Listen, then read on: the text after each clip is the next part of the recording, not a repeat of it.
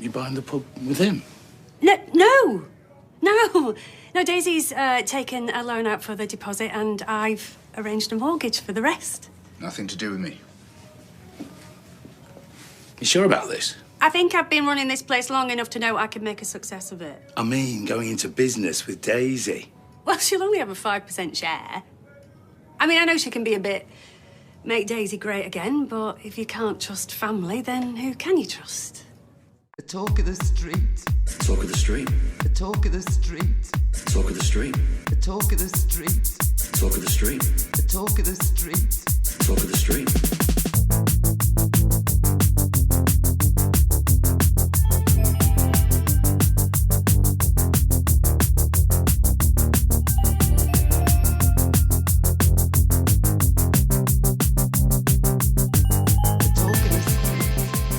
Hello and welcome to episode 160 of The Talk of the Street, an unofficial Coronation Street catch-up podcast that is starting to seriously give consideration to the possibility that Harvey's boss is Sam. I'm Gavin. And I'm ready to be footloose and child-free. Oh, bring it on. We love our children. See ya. But it's also nice to get the summer off. Yep. A little bit of an extended summer as well. This year, isn't it? We get an extra week or so. Yeah, week or two maybe. We're taking him out a week late, so I think it all works out. It all evens in the wash. So, yeah, time to take them to their other dad's house for the summer, which actually means spending most of the time at Pop-Up and Grandma's house is. Oh. They can do whatever they like. Ain't got nothing to do with me. No. Benny still has to go to summer school, but he'll be doing that virtually. It's good that we share that too. Hundreds of strangers. Well, I think it seems like there's a lot of kids doing summer school this year because, really? The pandemic messed everybody up. So it doesn't mean anything. I once had to attend summer school when I was in high school. So, because I failed geometry, which is something that Benny failed this year. So, there is no shame. There is no shame in having to go to summer school. Yes, I had to attend with Mr. Hale. So, whose first name was Royal. Royal Hale? Yes. Seriously? Yes. What is it with parents? You just shouldn't have children if you're going to call your kid Royal? What's your last name? Pain in the ass? That's just asking for trouble. He was kind of a pain in the ass, but I think I can say that now as a 40-something-year-old woman. I don't think he can send me to detention anymore. No. Just try it, Royal. Just try it. No, we have a kind of theme of my summer when in meetings and people are asking, what you're up to the weekend and saying that, we're kid free for the summer. And you can just see people's shoulders just drop and go, oh, that sounds so good. Their eyes glaze over. That sounds so good. We've had a few people offer to lend their children to us. Nope. No, thank you. No way. So this is where we tend to get a chance to do what we like to do. Road trips. Yeah. See about the country. Collect some dead presidents. Yep. All that fun stuff, which is what we're going to be doing next week. Yes. So the implications of that onto this podcast are we don't know where we're going to be next week. Yes. To record this. But we will still record it. We should. I'm going to take some kit. Yeah. Some field kit.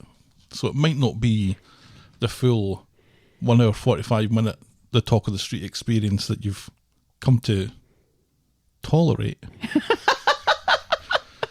It may be slightly abridged. I say that. Who knows what it's going to look like? All I know is I'm probably not going to take notes. Let's not forget, I recorded from a bathtub in the month of January, so whatever happens, it will be fine. Yeah. We will improvise. We will work it out. We're also going to go to Dollywood, which is exciting. I think we need to go to Dollywood.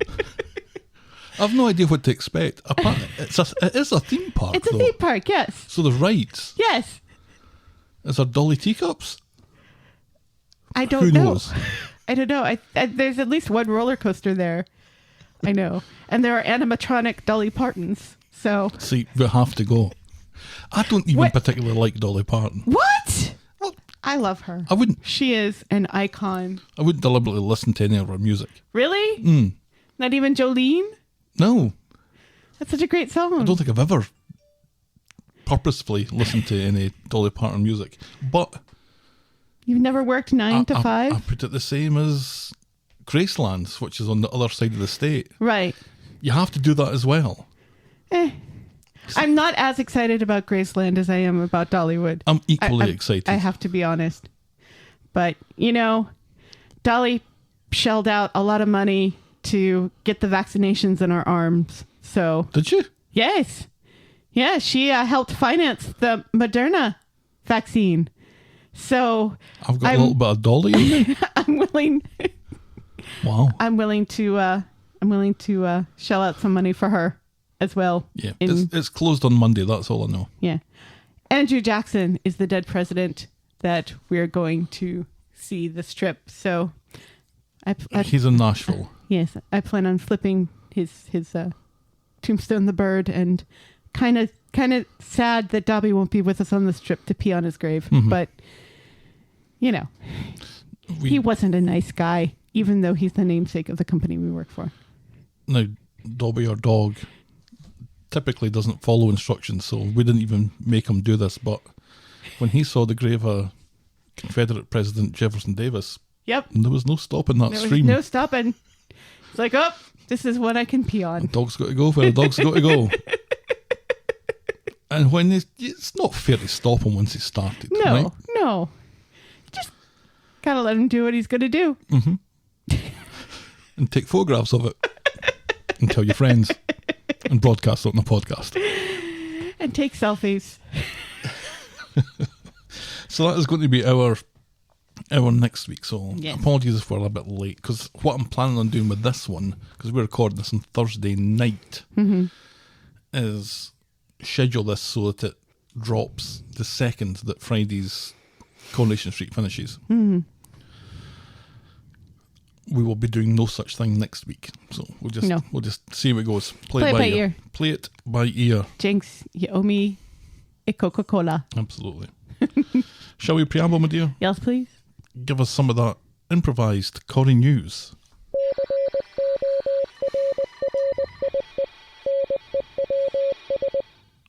Congratulations are in order for Kate Spencer. While Grace and the majority of the Baileys appear to have disappeared, the actress who plays her has only gone and gotten herself engaged to Beau Paul Walker. No, not that one. His first name's Beau? No. Her beau, Oh, as in her her paramount. significant other. And his name is Paul Walker, but he's not that one, obviously. Because he's dead. That's right. I started to watch that today, the first one. The first Fast and the Furious movie? I've got this idea in my head where I'm going to do these YouTube videos where I critique the Fast and Furious movies. Nothing will come of this.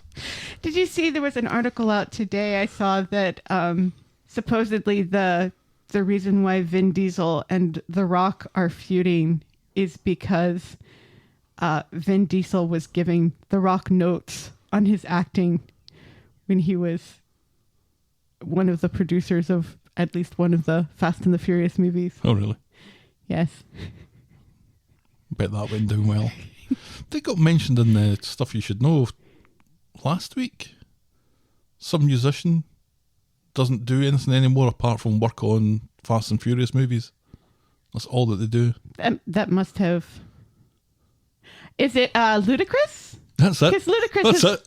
Ludacris stars in the Fast and the Furious movies. That's all he does now, is Fast and the Furious movies. Doesn't do any music. Hey, you know what? Nobody's noticed. Cashing those checks. That's all that matters. Anyway, Corrie news.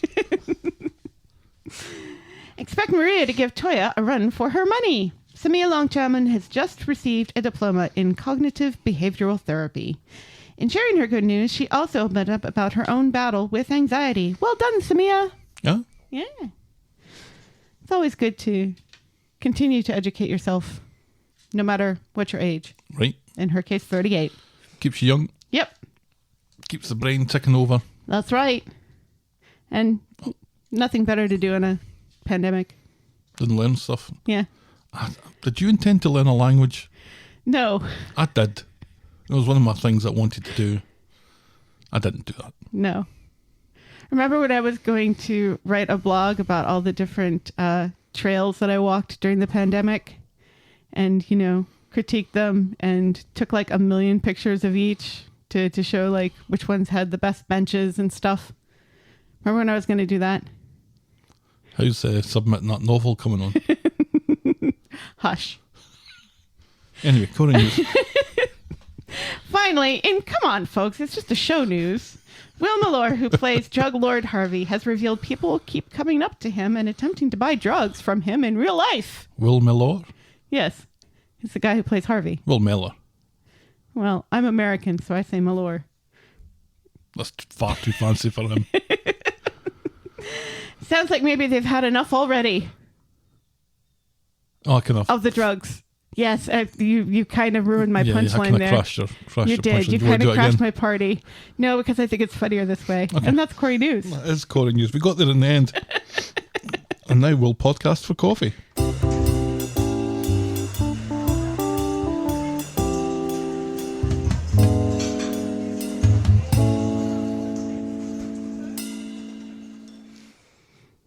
We are not drinking coffee right now We're because not. it's a Friday night, or it's a Thursday night. Thursday it's not night. even a Friday night.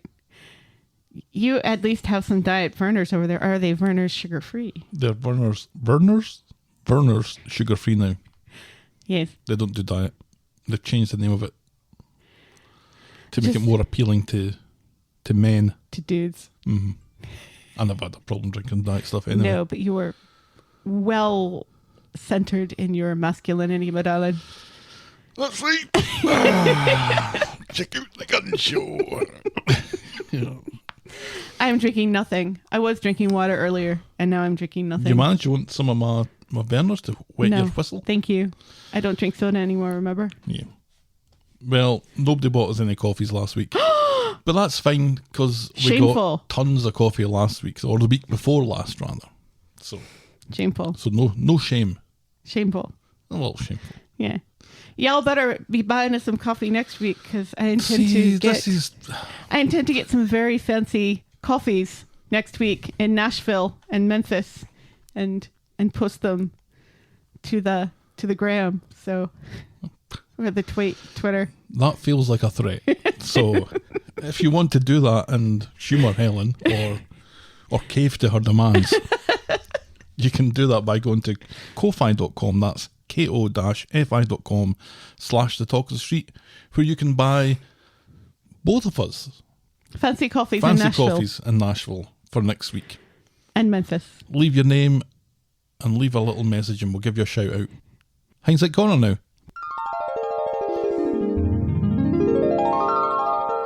A blue, blue, blue, blue, blue, blue, blue, blue. This is more of a fun fact than it is Hindsight Corner, but there's nowhere else to put it, and I wasn't making another jingle. I'm a member of Pine Bovril, as you know. Yes. It's a Scottish football fans forum thing. Yeah. And there's a Coronation Street board. They talk about everything. It's everything. It's like 4chan. But without the racism. Right. Or less racism. No, there's no racism. It's actually quite a fun place to be. Are you sure? There's some sectarianism, but there's not really any racism. A bit of sexism.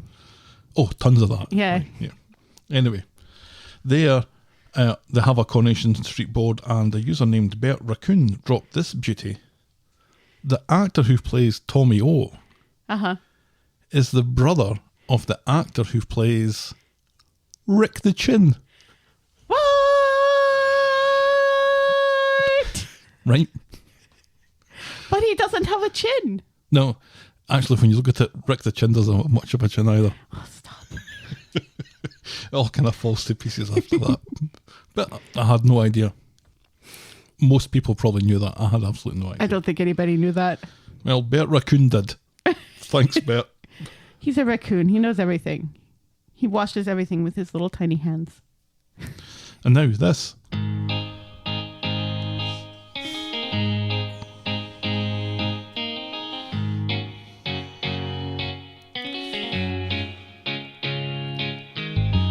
Welcome, welcome, welcome. Welcome to Last Year Tonight with me, John Oliver. Just enough time to quickly talk about kicking, screaming, shouting, swearing.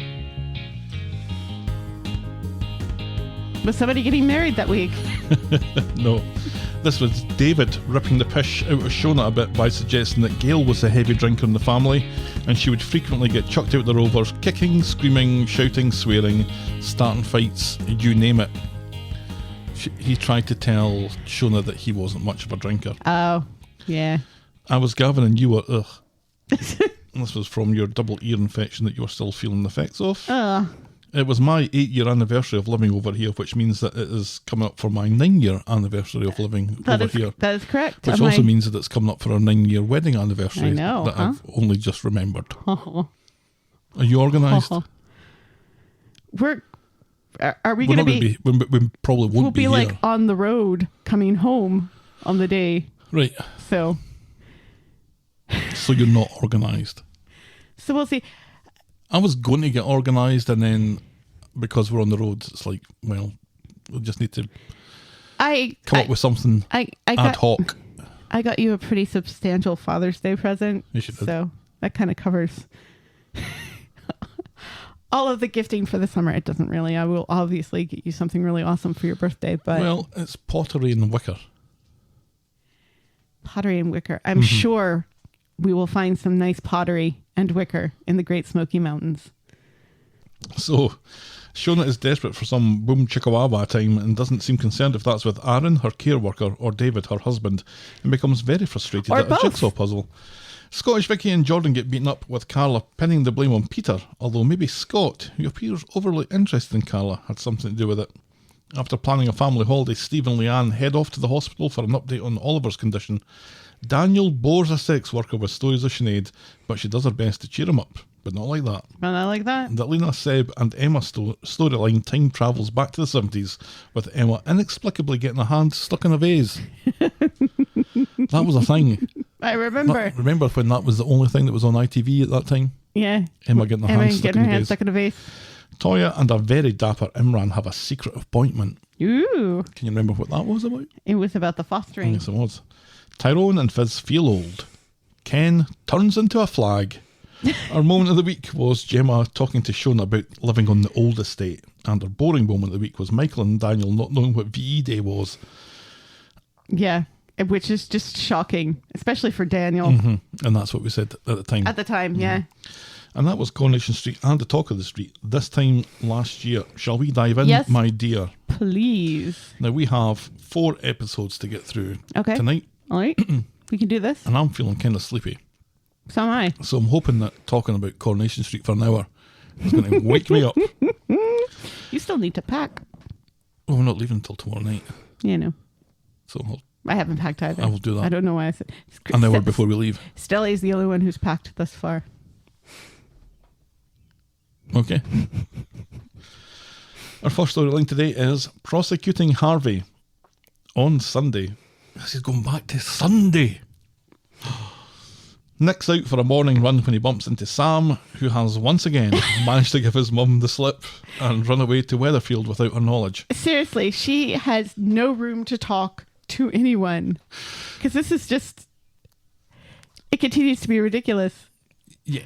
She's like so overprotective that she doesn't want him to see his biological father, and yet the second her back is turned and she's focused on her phone, he sneaks out the back, Jack. She thought that he was up in the attic. Right, with his telescope. How big is this house? And how far away is it? How big is this house? Are they living in like the Addams family house or something? I'm telling you, he's the bad guy in all this. And this is all on the assumption that Nick will be back in town due to the court case starting. Right. So where's this kid getting his info from is anyone's guess. Your mum's going to kill me, says Nick. And as they walk away, we see that they're being watched by another goon. Yes. This one's bald. Is he? Mm-hmm. I Back thought he at had the flat, just short hair. Sam reveals that he could be halfway to London before Natasha would notice him missing. Sad but true. He's drafted up a list of fun activities for him and Nick, but will settle for a waffle breakfast. Good luck finding the waffle maker, says Nick. And Sam's about to start rummaging through Leanne's special box when they decide on having pancakes instead. Right, but he still demands like lemon and chocolate buttons and stuff for his pancakes. Back because Sam is extra. Back at Sharon's, the goon is on the phone to Harvey telling them about Nick and Sam. No sign of Leanne or DS Beardy. Harvey tells him to remind them of their promise, and when Sharon pipes up that Leanne knows better than to double-cross them and it'll be dangerous now, she's told to keep her nose out. Harvey means give them a proper warning. Right. I'm wondering when this gang is going to do more than give somebody a warning. Right, yeah. Seriously. It's warning after warning after warning. They're giving Leanne far more warnings than they gave to that poor kid that they beat up. Poor Jacob. Yeah. Who was then out of the show, so we're assuming he's dead. But again, I don't know, when we see Sharon later, it makes me wonder what kind of beating that they gave Jacob. Because remember the guy that was in the trunk of the car? Yeah. All they did was put him in the trunk of a car. Well, they beat him up a little bit and they put him in... But that was Simon and Jacob. Mm-hmm. That wasn't like grown adult men. Right, that's true. Leanne gets home and is surprised to see Sam. Aren't we all? Nick explains he's about to take him home. Natasha apparently is livid. Yeah, she should be livid at herself. What the hell? Sam just goes, "Oh, look, Mum, over there." And then he sneaks away. Right. Sam invites Leanne along to their whatever going home thing. Right. But thinking on the spot, she tells him that she's going to see Oliver with Steve because it's Father's Day.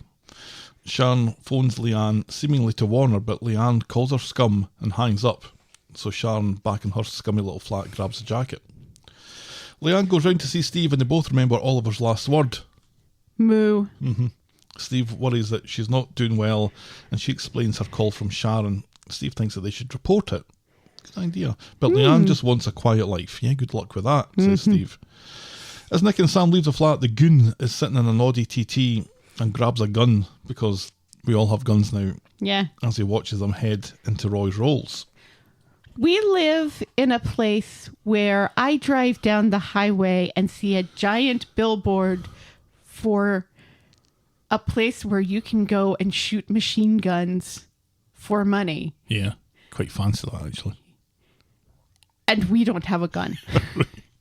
Steve and Leanne are at the tram station back from the cemetery and Steve and Leanne are at the tram station back from the cemetery and Sharon is skulking around with her hood up when there are gunshots, and then the TT speeds by Sharon and away from the street. And then we see from Leanne's point of view, Nick is on the ground next to his beloved Rover 75. But of course he's okay. And so Sam, because it was just a warning, you see. Right, which is... But it's bad news about the Rover 75. Can't they give a warning, like, and actually, I don't know, shoot somebody in the leg or something? Kneecap them. Right. The Do shots, some actual damage. The shots were deliberately fired into the Rover's windows, but Sam has memorised the licence plate of the TT. Yes. Steve calls the cops as Leanne sees Sharon run off. She was trying to warn me, says Leanne. And later, Sam tells DS Beardy the number plate, and Leanne reveals the contact with Sharon. DS Beardy thinks this is just to give them a fright, and insists the police have their back on this. And then Natasha runs in to make everything worse. Yes. "We are done," she says to Nick again. Right. Well, if you're done, then maybe keep a better eye on your kid, Right, lady. Harvey calls. There was a nice bit in that was almost kind of blink and you miss it when Natasha, seemingly blaming Leanne for all this, Yes. says, "How do you sleep at night?" And Leanne says, "I don't." And Right. it's just so Yeah. deadpan and Right. Yeah. So it was a lovely Yeah. little line. It was well done, Leanne. Yes. Harvey calls Sharon to give her a bollocking. She was spotted back in the street. He sent out a warning, and that's what happens when you cross Harvey. And Sharon would do well to remember that. You cross Harvey, and someone's going to shoot a gun somewhere in your vicinity. Right. Then he calls the goon. He has more business to send his way. Yes. Some cleanup to do. Mm-hmm. Back at the flat, Natasha is the voice of the audience as she points out that Leanne has convinced Nick that drug running, kidnappings, living in hiding and getting shot at is normal. Well, it isn't, and she doesn't care about warnings. Sam thinks that this is unfair, but Nick finally grows a pair and tells him that if he runs away again, he'll grass him up to the cops. Mm-hmm. "Fuck my life," says Natasha, and she takes Sam away. So Sharon's about to do a runner from the flat when the goon gets back with his woman-beating gloves on. Yes. Says, "You better put down that suitcase because I don't like to beat up women that are holding things." Which is weird. It's a strange kink. That's a very weird thing to say. It'd be easier, I think. I will beat up a woman, but not if she's holding a suitcase. Right. What? Famously. What? What is that even supposed to mean? I remember when I was at school and I was about to get into a fight, and the guy was about to take a swing at me and I said, stop, I'm holding luggage. Oh, right. Well, fair enough. Don't like to hit people that are holding luggage. It's kind of like the whole, you wouldn't hit a man with glasses on, would you? That's exactly what I'm going for, yeah. So later, Nick confirms that DS Beardy found the car, but there's no prints on it. And this has changed Leanne's outlook. She realises that Harvey has her over a barrel forever. There'll always be something else that he wants. The only thing that she can do to try and put an end to this is to go on the stand and tell the truth, despite Nick's protests otherwise. She tells him that he can walk away if he needs to, but she's going to grass Harvey to fuck because she has nothing else to lose. Right. On Monday we have part of the story from the Nick stuff and then part of the Sharon stuff. So the Nick stuff, at the flat, Leanne is recapping that she still intends to tell the truth and send Harvey down. Nick goes off to warn Natasha to prepare Sam for more gangster hijinks. So Nick and Natasha meet at number 8 because Nick's remembered that we don't have a set for Natasha's house. He warns her that Correct. because Leanne is telling the truth in court tomorrow, a lot of people are going to be very angry, and suggests that she and Sam move to The mothership has returned to take us home. Dr. Davis, telephone please. He suggests that she and Sam move to that London for safety. After Natasha goes, Gail makes her point clear. She tells Nick he needs to leave Leanne and be with his son.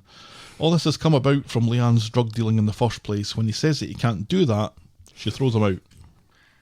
Bit of a stand Gail. there by Gail, who has never liked Leanne. And I'm glad that she's remembered that she's never liked Leanne. Yeah, because it seemed like they had finally made amends, but now, Gail just wants that cute little grandson. Right. She doesn't care. She Doesn't doesn't care care that Natasha and Nick are never going to be an item again. She Nope. doesn't care that... Nope. She seems to have forgotten that she didn't like Natasha much either, Nope. because she was a psycho. Mm-hmm. No, it's just Leanne. Right. Get rid of her.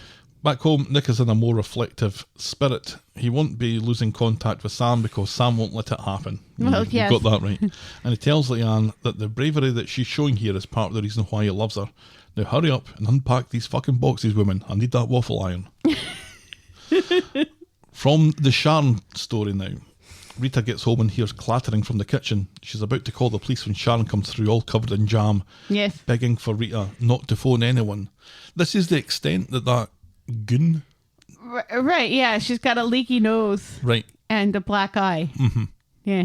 You've got to expect something to be broken here. What's wrong with these people? They're supposed to be hardened criminals. Well, if he had broken something, then she would absolutely have to go to the doctor.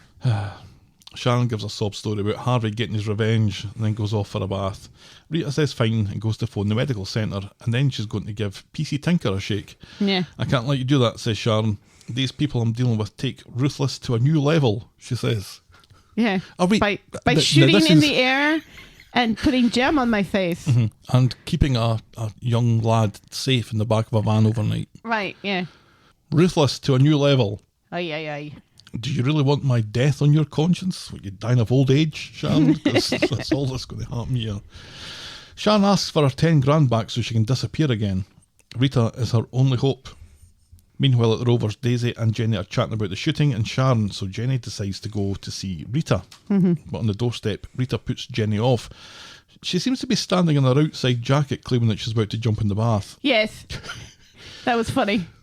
I had visions of Paula in the hot tub again. Jenny goes away confused, and Sharon, because she's just awful at this, almost gets caught sneaking a look through the net curtain.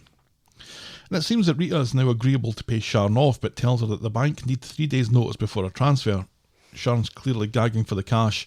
Rita steps away to her bedroom to speak with the bank on the phone, she says. Mm-hmm. Back at the Rovers, this bath story isn't washing for Jenny. Yeah. She goes off to get her spare key and give old Rita a surprise, otherwise known as the fright of her life. And she bursts into the flat, and before she gets a chance to go on about getting tasered a couple of weeks ago, police sirens outside to tell Sharon that she's been set up. She tries to run, but is apprehended by a less than athletic DS Beardy, who arrests her for things. Ha ha, says Jenny. Yes. And then she says, well, Rita, we better not let this vodka go to waste. It's a Scooby-Doo Go back. ending. Well, come on, let's get wide into that vodka, Scooby. Okay, Reggie. Do you have any tonic? Any rhymes? Finally, a Scooby snack I can get behind. Right, so it did look like Sharon was possibly going to outrun D.S. Beardy because he had to kind of fuck about getting around the front of the car, and it all looked very awkward. Right. Plus, he can't run too fast because he can't touch her. Were you surprised at Rita's double cross? No. Did you see it coming a mile away? Yes. Yeah. Just about to phone the bank, and you just take a wee seat. Right. Just go into my bedroom and phone the bank in private. You just take a seat. And I mean, it does. A bank will question you a wee bit if you want to take out a huge chunk of cash. Mm-hmm. You know. So it's kind of believable, but on the other hand, yeah, she was obviously all along just. She was not convincing. Right. Unless you're Sharon. You need to get up pretty early in the morning to get the wool over the eyes of old Rita. Mm-hmm. So on Wednesday, Leanne is pretending that she's ready for the trial today, but she's bricking it and totally overreacts when Simon isn't in his room because he's nipped out for croissants. It's going to be a long day, says Nick. Yes, of croissant eating. Mm-hmm. Leanne and Simon are ready to go, and despite Leanne's attempts to blow this up out of proportion by reminding him of what a significant stance this is, Simon's in agreement that the truth is the only way. Mm-hmm. She for some reason, she's like, no, I'm really proud of you, Simon. You're doing a brave thing here, because what you're going to be doing today is getting up on a stand and telling everybody that you were a drug dealer and you were involved in this drug gang, and you're going to tell them who the main kingpin is, and he's going to be sitting over there, and his name's Harvey. You're going to be pointing him out in front of to a packed court. You're so brave. Mm-hmm. And she looks down, and Simon's not there anymore, and there's a Simon-shaped hole in the door as he's completely done the runner. That didn't happen. No. At court, Leanne is sworn in. Nice to see Harvey out for the day. Mm-hmm. She gives a somewhat abridged version of this storyline covering Oliver, Jacob, drugs, Nick fucking off to look after his secret son, and she fingers Harvey as the leader of the gang. But not like that. Vroom, vroom. Leanne's story goes on a bit longer than this, covering her going informant and the sting and Sam's kidnapping and the threat for her to lie for Harvey. Right, and she's telling quite the story. Right. I mean, it's all true, but there's a lot of it. Yeah. Much more than they need. And all it really does is remind us of how shitty this storyline got. Yeah. Yeah. Yeah. And at no point does a lawyer say, objection. Right, yeah. Objection.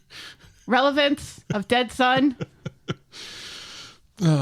Leading the witness, Your Honour. No, she's just left to run her gums off. Yeah. You take all the time you need, hen.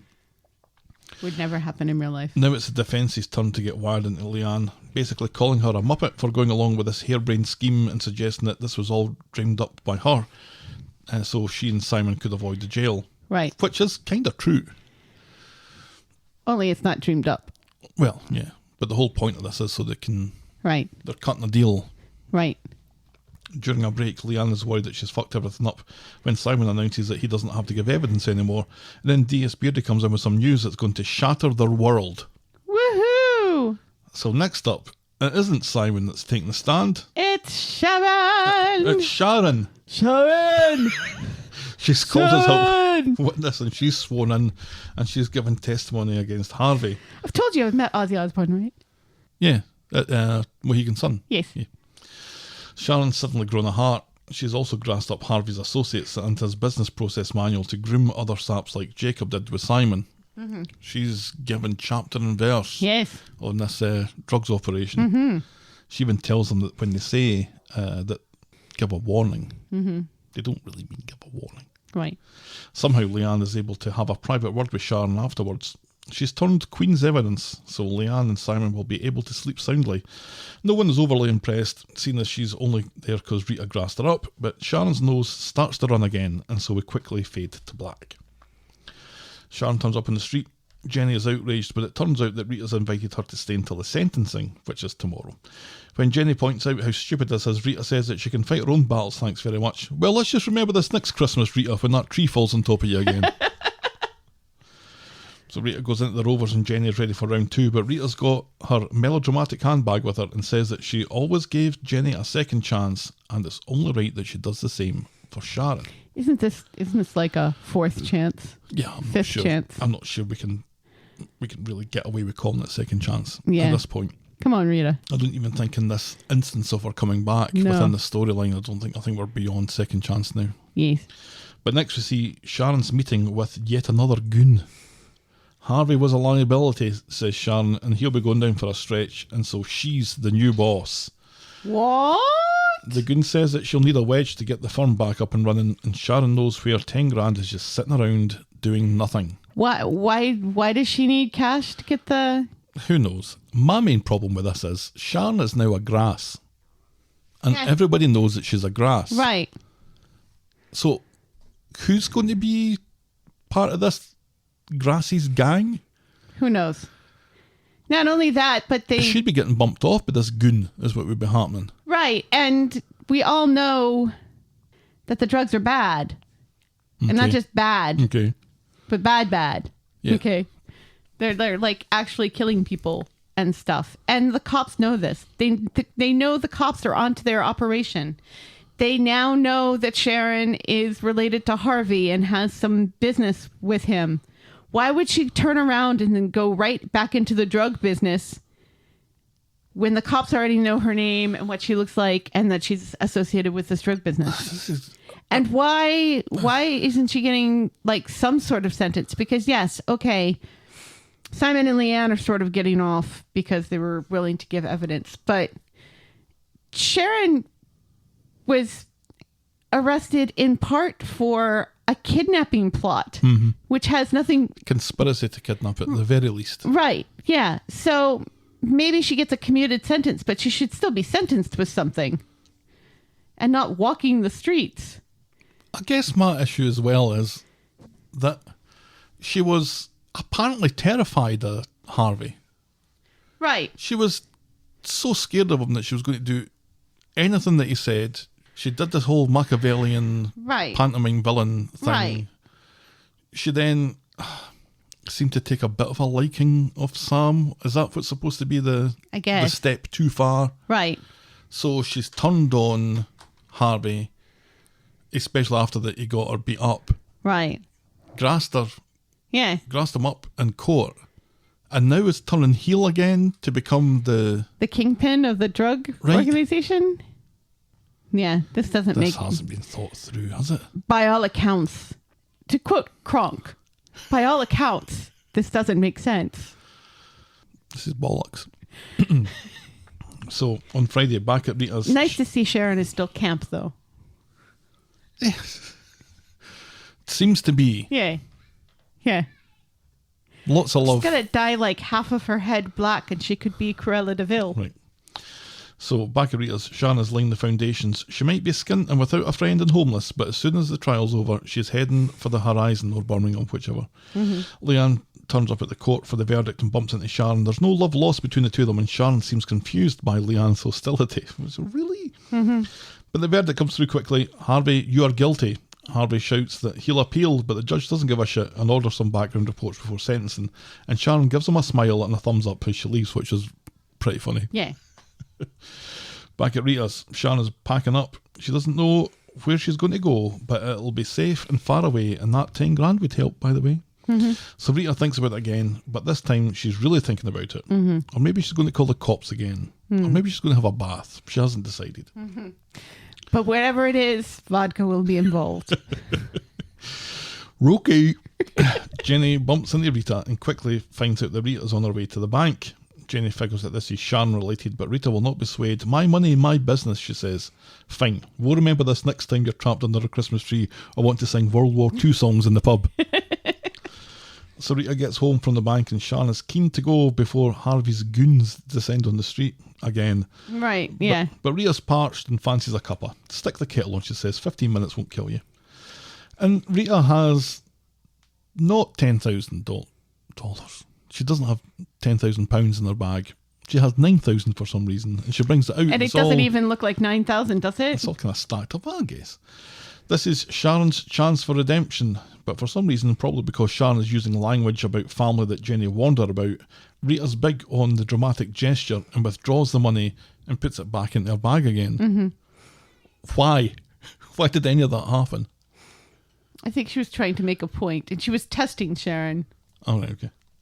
Because Yeah. Sharon could easily overpower Rita and take that money anyway.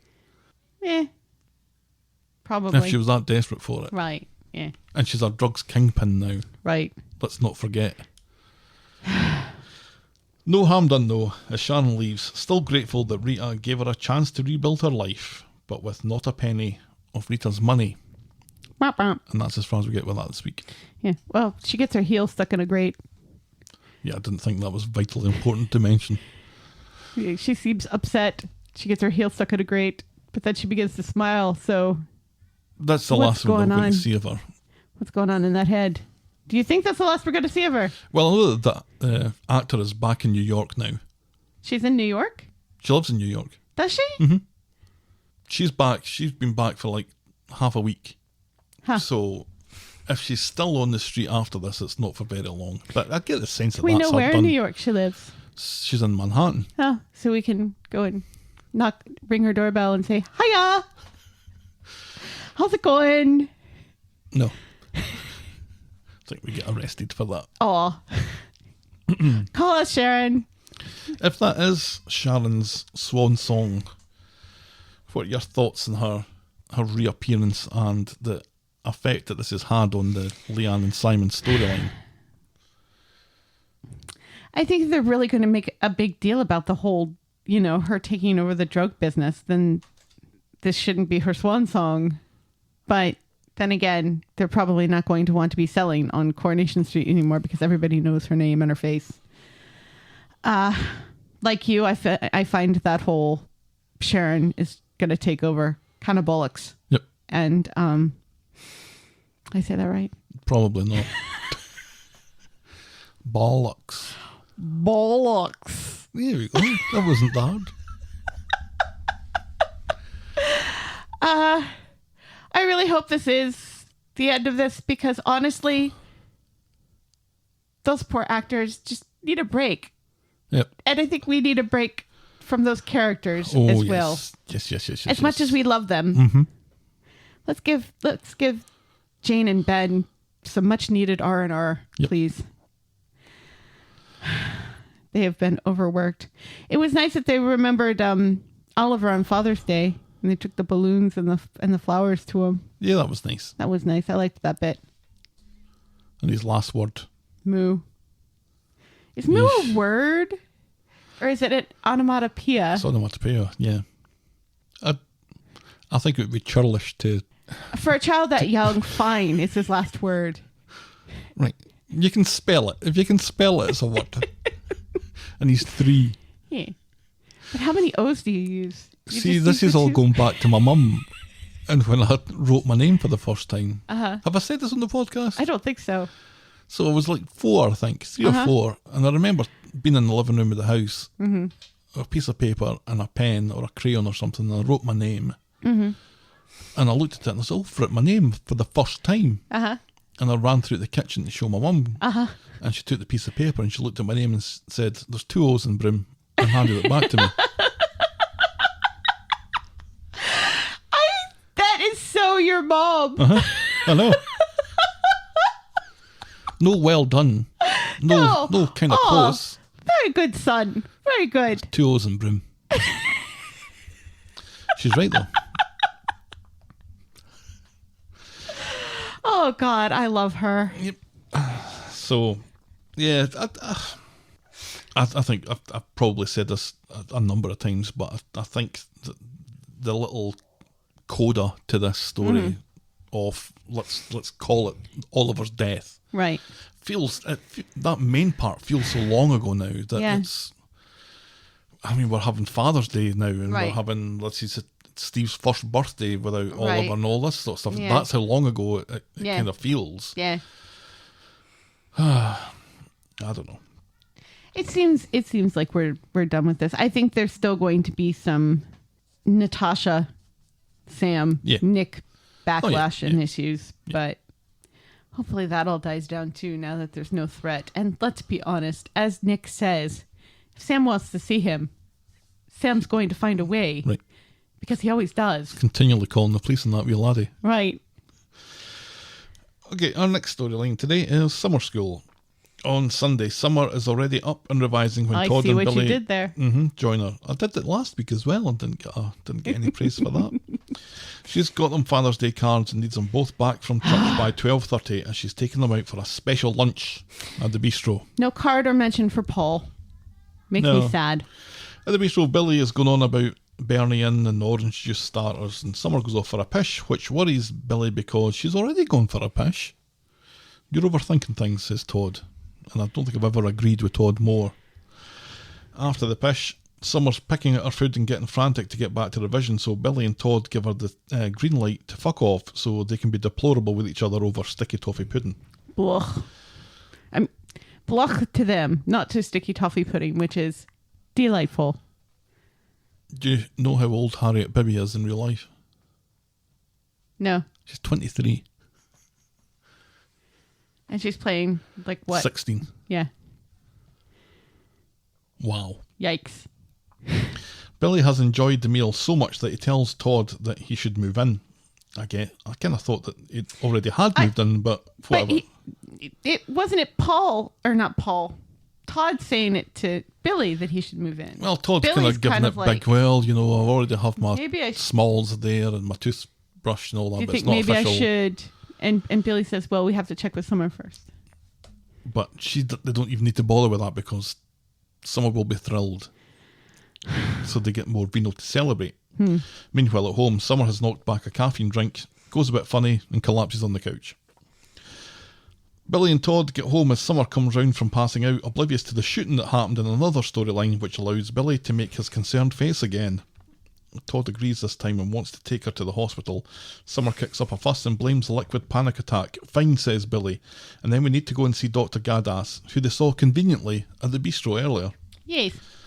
So Gadas has been and gone and wants to run some blood tests. Summer is affronted for some reason and screams her annoyance as she slams her bedroom door. I think it's because Gadas' son goes to her school. Right, and she's embarrassed. Billy worries that this is an eating disorder. Inexplicably, all this has put Billy off officially moving Todd in. Summer needs stability and not upheaval, and Todd is clearly pissed that this is how Billy sees him. Right, yeah.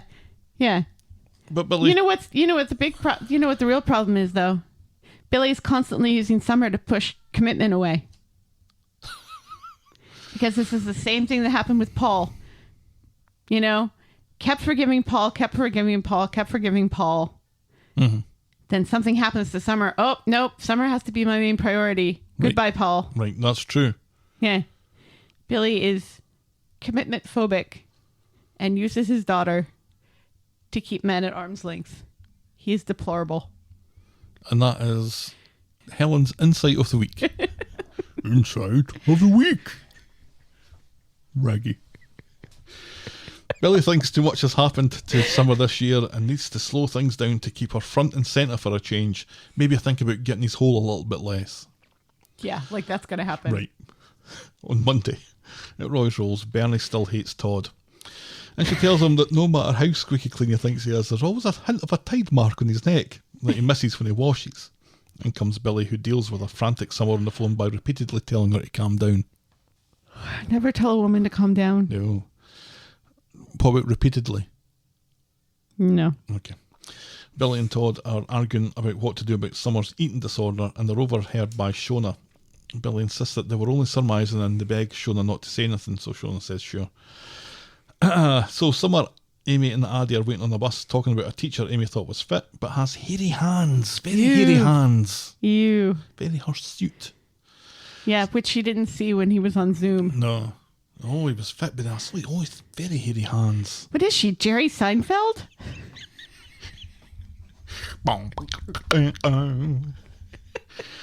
Summer says that she doesn't mind a bit of hairy hands, or nail varnish, or guy liner. And Addie checks his own hands as Summer rushes home because she forgot something. I don't like this. Yep, there it is. I don't like this. This is where it happened. The only woman for Addie is Amy. That's the only relationship I will approve for either one of them.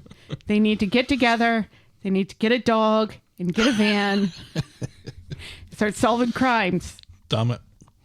Summer's grabbed her stuff and is running back to the bus stop when she's stopped by Shona, who tells her that she knows about the eating disorder thing and she's there if Summer needs to talk. Fucking Billy, says Summer, and she rushes away. Right. So Summer gets home and gets thrown into Billy for broadcasting her business to Shona, of all people. Right. Rather than apologise, Archdeacon Billy tries to justify this line of thinking, while Summer starts stumbling over her words and then starts stumbling over her feet as she falls to the ground again. Todd comes running onto the street when he sees that there's an ambulance and Billy literally wringing his hands as he explains that Summer collapsed and is getting rushed to the hospital, most of which was implied by the presence of the ambulance, you have to say. Yes. At the hospital, Todd is Googling why teenage girls collapse. Yeah, maybe this isn't something you should be Googling. Right. What is wrong with him? Right. Why do young girls collapse? Yeah, that's going to get a flag from the police? SEPA. SEPA. Child protection, I think. Yeah. Billy comes through to reveal that they've ran some tests and Summer has type 1 diabetes, just like that guy out of Poison. Summer is Bret Michaels.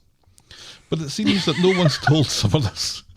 So it's left to Billy, who's great at this sort of thing because he's an archdeacon. Which, fits. Guyliner. Summer likes a little bit of guyliner. Right. Bret Michaels. Hairy hands. Fan of the guyliner. And bandanas.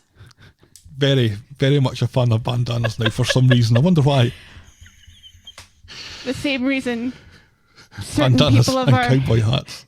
the same reason certain people of our acquaintance are very fond of a baseball cap. Right. Unlike you, who's very secure in your masculinity.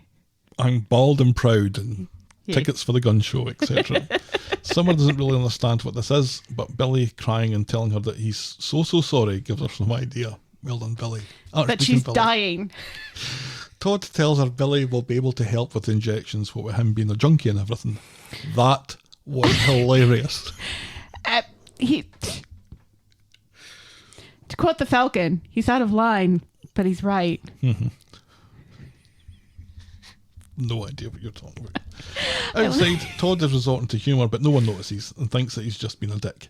Billy is worried that they missed the signs of this and could have prevented it. We've got this, says Todd, which means nothing. Thank you, says Billy, because he's an idiot. On Wednesday, Nothing says, never mind about your diabetes more than a big balloon. Thankfully, Todd's there, and he's also brought a medium-sized balloon. But Summer is a bit down in the dumps about the whole diabetes thing anyway. At home, Billy's put on a cardigan, which means it's time for a reflective conversation about what this diagnosis means for Summer. Also, Paul sent a massive fruit basket, which Todd gets jealous about. Yeah. Who did they think's going to send it? They don't know anybody else. Right. It's nice that they at least give Paul a mention. Is it from Will? Why Paul isn't there at the hospital as well? Why Paul doesn't get any sort of attention in this storyline when he is obviously working this week because he's in the Gemma storyline. Mm-hmm. It just makes me so mad. Poor Paul. Justice for Paul. Not that I want Paul and Billy to get back together because Paul deserves better. Right. Paul deserves better. They better not get back together again. No. Later, Billy is eating Paul's kumquat. But not like that. Billy's put a bit of squishy cream on it. But not like that. Well, Billy finds it a bit sour. But not like that. Summer's back and ready for her shot, so Billy goes off to wash Paul's kumquat off his hands. But not like that. Leaving Todd oddly furious that Billy isn't letting Summer do it herself. And later, Todd is ready to leave, but Billy wants him to stay and move in. Fuck taking things slowly for Summer's sake. I want my hole. And that's as far as we get with that this week. Yeah. Summer with diabetes. Type 1 diabetes. Now, is that the good one or the bad one? I mean, neither one of them are great. Neither one's great, right. This is the one that isn't developed by, by eating. This is not one that you can give yourself. This is one that you are genetically predisposed to. Okay. That does tend to show up between the ages of 10 and 16. I read a very interesting article today, and I did post it on our Twitter feed. I saw that. Yeah, that there have been some studies that have shown that COVID and other types of SARS-2 coronaviruses can cause type 1 diabetes to show up. It would be very interesting if the show did that, I think, because she is very much on the tail end of when you should be diagnosed with this sort of thing. Right. You know, being 16 already. They're not going to do that, though. No, they're not going to do that. I don't think it's crossed their mind to do that. It would be very cool if they did, because... I would eat humble pie. Yeah. Because somebody on the street should have gotten the COVID by now. Right. Besides Aggie's aunt. Or whatever. But you know what? This is just yet again going to be somebody who has a disease for reasons on the show, and then we'll completely forget about it. Like until they need it for dramatic purposes. Yeah, like Craig's OCD and David's... That's not a thing anymore. David's epilepsy. Yep, which isn't a thing anymore. And, well, they did remember this week that Billy has an addiction issue, but... And they did remember also that Jack's missing a foot. Yeah. Because I worry about that. But, and not just a foot, like half of his leg. Right. And, Tracy has someone else's kidney, and... Will kill again. And Carla does too. They've picked a character, I think, who is kind of inclined to be able to deal with this in Summer. Well... Don't you think? If it was the old Summer, I'd agree with that. They've made her less stalwart than she used to be. She's still very sensible, though. Well, except when it comes to sure having a thing for dodgy boys. Hairy hands. Guyliner. Yeah, I guess this gives the character... I don't really know... Because everything has to have a point to it, right? It doesn't happen for no reason. Right. Yeah. So I'm not quite sure where they're going with this. Like I said, the whole COVID thing would be cool, but it's not going to happen. We're obviously going to try to get her and Addie together. And I'm just... It looks like it. Because again, that doesn't happen for no reason. Right. So that'll be interesting and fun, I guess. Although, like I said, for me, the only woman for Addie is Amy. But we probably will have to wait a few years for that, right? Right. So, but this is also fun because it gives Addie a romantic interest, and it's time. It's been done time. All those other kids have been able to get their first smooch on camera. It's time for Summer and Addie to do the same. It feels like, though, with Todd moving in, that we might be getting somewhere close to the closure of the Todd's a prick storyline. Yeah. Coming back again. Yeah. Because the whole bringing that relationship into focus for some reason. Right. You'd think would have a reason as well. Right. Whatever that is. Yeah. And maybe Paul's kumquat's the fruit that breaks the relationship. Who knows? Who knows? Maybe that kid that was faking being that other Will. kid. Yeah. Will. Maybe Will has type 1 diabetes as well, and they'll be in a support group together or something. Because they also... It's a very specific prediction. They also bring up the whole piano smashing thing. Yep. Yeah, which I'm sure half the audience have forgotten about, that Will went in and smashed Summer's piano. Yeah, because in But my not mind like it that. was Paul that did it, but it wasn't. No, but Paul got blamed for it because of course he did. Right. Because Billy is deplorable. All right, moving on. Our next storyline is Sign of the Times. On Sunday, Chesney's looking sad because he only has one card, and Gemma forgot it was Father's Day, as you predicted. Yes. Father's Day wasn't a big deal in Gemma's house, as they never had a father. Right. Chesney doesn't mind so long as he can spend time with the kids while she's off with Paul and Bernie. So he goes to see Fizz and is taken aback to discover that she isn't doing anything with the girls for Father's Day. She explains how much of a brass necktie has with his loafers and no socks and skinny jeans and all that sort of wardrobe stuff. This is all fascinating, says Ches, but he's still their dad and you should do something. In the pub, Gemma's moaning about Chesney and Alad's operation. Benny reckons the world isn't going to change for Alad, so Alad needs to change for the world. Paul thinks this sounds reminiscent of what people said about gays. Can I get an amen? Amen, Amen, sister. says Gemma. And Bernie says the operation gives him options. Later at home, Joseph and Gemma perform a sign language routine wishing Chesney a happy Father's Day that he is poorly equipped to understand. And then Gemma announces that she's now on board with the whole implant thing after all. Right, because it'll give him options and stuff. Yep. Before the podcast, I watched a delightful video of a woman signing a hip-hop concert. Oh. It was great. They really get into it. They do. You know, They move. They sell it. They're not just standing there like they're doing the news. You Right, can tell there's something else that's going on. Right, yeah. They're performing it, yeah, you know, as a song, because that's what it is. Right. Yeah. I always love watching people signing in the corners and stuff.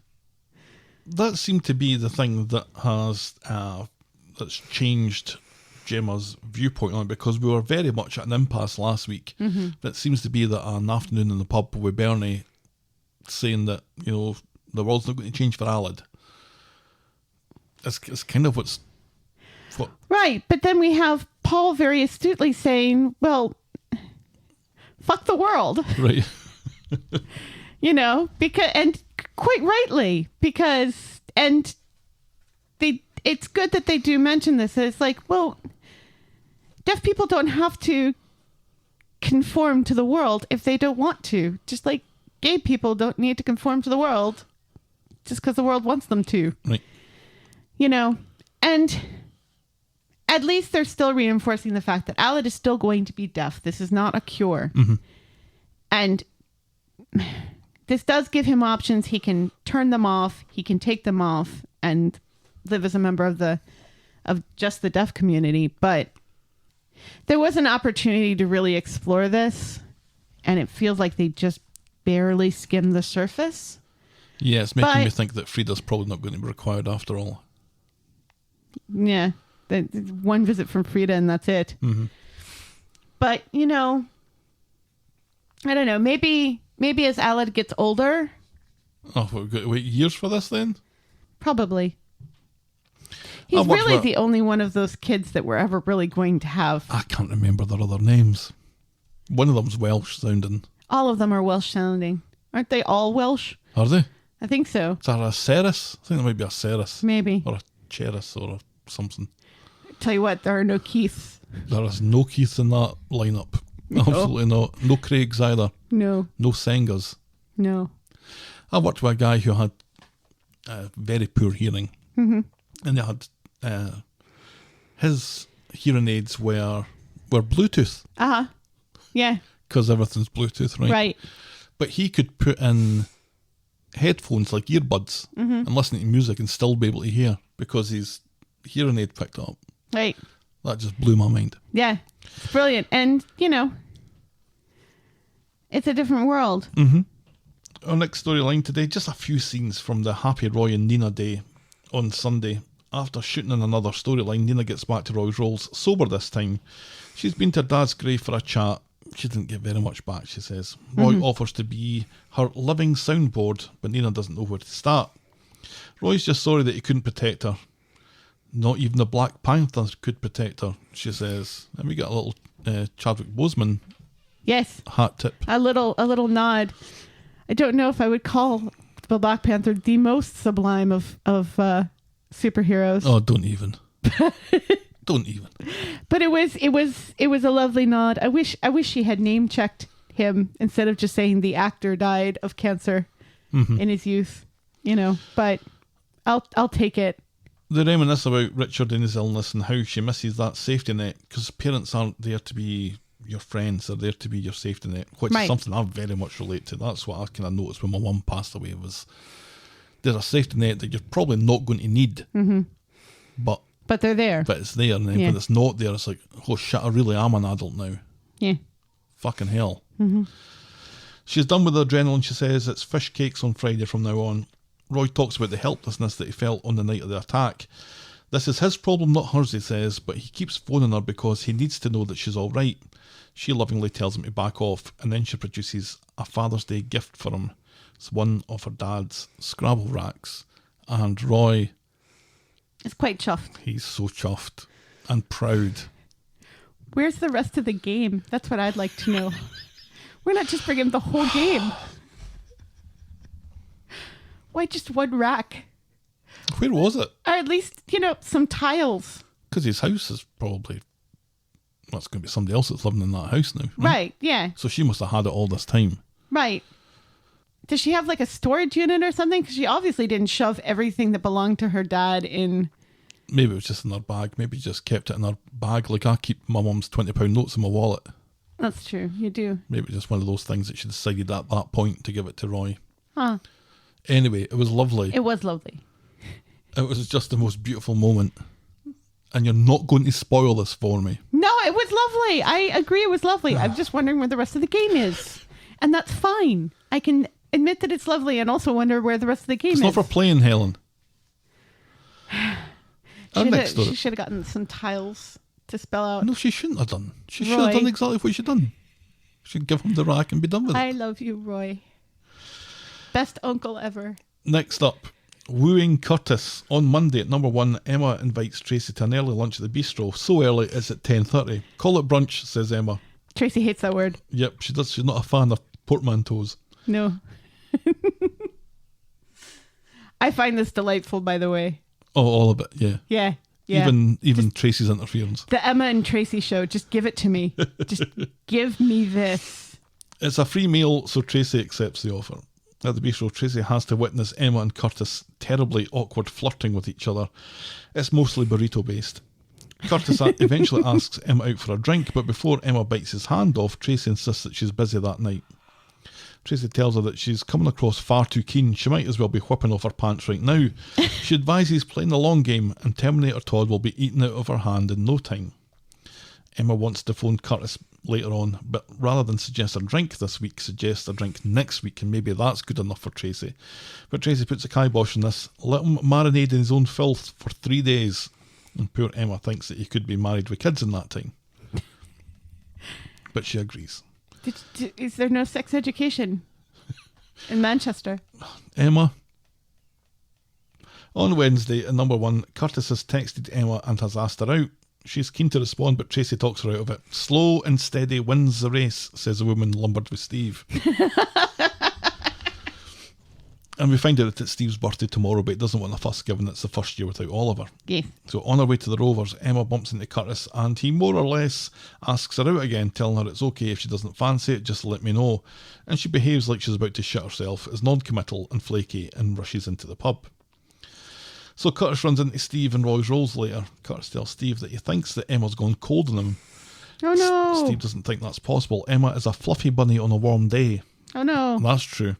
But Curtis explains how Emma is basically ghosting him, and Steve doesn't know what that means. But he goes to see Emma to quiz her over Curtis anyway, and she reveals that she's been taking Tracy's advice, which explains everything. Now Emma is worried that she's blown it. And back home, Steve tells Emma to go for it if she fancies Curtis. Tracy insists that it's been way too forward and it's a mistake, but Emma listens to Steve and will follow her heart from now on. And Tracy secretly loves it when Steve's masterful. Right.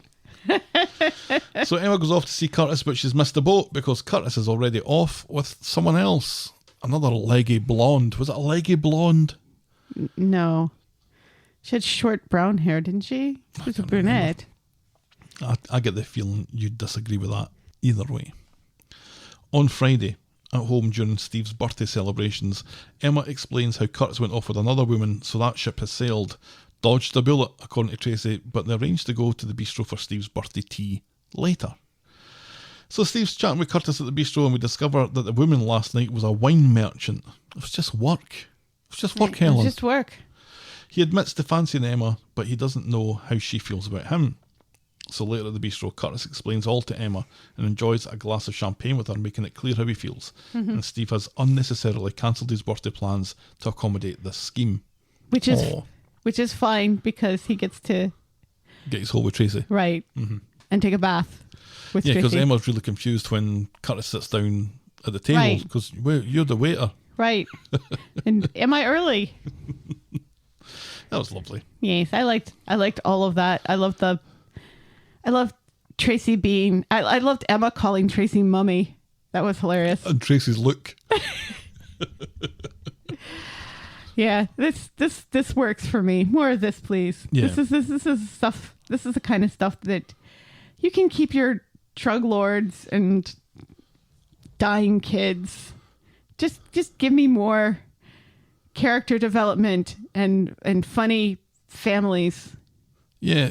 Give me this. Give me Gemma signing Happy Father's Day to Ches. These are the things I want. Steve being the patriarch Muppet that he is. Yeah. Yeah. This is the stuff I want. I think there's elements here. I mean, it's the old trope of treat them mean, keep them keen. Right. Comes back to bite you in the arse kind of thing. Yes. You know, but it was done, I think because it's done with characters like this, you kind of give it a little bit more leeway. That this feels a little bit more fresh because it's Emma, and we want Emma to be happy and to find someone and all that sort of stuff. Yes. And this Curtis chap seems like a lovely guy, and the two of them kind of look pretty good together, and they seem to be on the same page on a lot of things. And so much speculation online though that what's his secret? That he's dirty. Yeah, what's his secret? He's got to have a secret. What is the secret? So that he's like Ray Weinstein's nephew or something. Right, because they've all got to be related somehow. Right, yeah. There's got to be something bad about him besides just accidentally tripping Steve up on a bike. It's Harvey's second cousin 3 times removed. Right, yeah. Sharon's son. Better not be. No. Let's just let Emma be happy for once. Because Curtis seems to have his own little life thing going on, you know. He's wanting to work and he's wanting to become a doctor. So he's got his university stuff. So he has all this shit that's going on that has nothing to do with Coronation Street. And he's really cute. And he's shy and stuff, just like Emma is. Like it's so painfully awkward, the two of them trying to talk to one another. And that was my I loved it. That was my concern at the start, was that he's a guy that's so good looking and he's pretending that he doesn't know how good looking he is. Yeah. He's one of those guys. Right. For the moment, delightful. Right. He's delightful. And he's cute. But I mean, he's no... Whatever they will talk about, who knows? Who knows? He's no Imran. No. We'll take it though. Sure. We'll take it as a bringer of sunshine. Yes. Our next storyline today, I think this is our penultimate one actually, is Double Glammy Whammy Shammy. On Monday, Sean has a Double Glammy event booked at the bistro. Daisy, because Daisy's in it this week, she's thrilled until she finds out that the numbers aren't in the tens and can actually be counted on one hand. Sean is preparing for the event by grabbing stuff from his flashy Merc. Eileen happens by and is clearly unimpressed. Eileen's in it this week. Yay! Yay! Sean insists that he just wants a better life with better things. No mention of Dylan here, I noticed. No mention of Dylan this week. Remember, he's doing all this for Dylan? Right, yeah. No That's mention what of he was Dylan. supposed to be doing it for. Nope. Not anymore. Nope. Just wants to be rich. Nope. Fuck y'all. Just want to be rich. Just doing it for himself. Just like sisters. Yes. At the bistro, thank you. Sean is in the middle of his presentation to 3 people, trying to think on the hoof of what BIG could be an abbreviation of, when homeless Carol comes in. Privately, she tells him that she can't make rent and asks for a loan of 400 quid. He gives her 50. Yeah. Fuck you, Sean. Part of Sean's demonstration seems to be showing off his car. Right. Well, just like the Welsh guy, what's his name? Rita. Did the same thing to him. Remember? But it wasn't part of an official demonstration. Well, you don't go to a conference to see somebody's car. No. When one of the ladies asks who homeless Carol was, Sean claims that she was just one of his homeless charity cases that he likes to throw money at every now and again. And of course, homeless Carol is hiding behind a tree and hears this. Ugh. On Wednesday, Sean goes into Roy's Rolls for a bacon butty, but unfortunately for him, Bernie is serving. And just like she gave it to Todd tight on Monday, she gives it to Sean tight on Wednesday. Yes. She reminds Sean and Eileen how Double Glammy brought our Gemma nothing but debt. Here's your butty, she says. I hope it fucking chokes you. This is Bernie being a good mum. I love it. First she's defending Paul. I love it. Now she's defending Gemma. Tide Mark Todd, that's definitely a thing. Yes. Love it. Yes. Jenny has invited Ronnie over for breakfast at the Rovers and tells him that with Johnny moving out soon, he's welcome to move back in if but he not fancies. Like that. Ronnie very much fancies. Yes, he does. Then homeless Carol comes into the Rovers to see Daisy. All of her stock's fucked. She can't shift it. She wants out. Sean is sympathetic and wants to give her a refund, but Daisy isn't having it. She needs to sell it and she needs to make her commission. Because Daisy's boss now?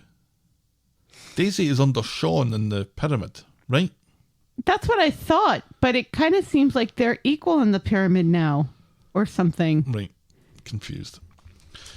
Daisy guesses that she can't afford the termination clause. Sean wants to tear the contract up, but Daisy, who seemingly has made Daisy boss in all of this, says fuck that and kicks homeless Carol out. Daisy couldn't give a shite about this. Homeless Carol is a loser, and she learned a valuable lesson through this. Sean, though, is furious.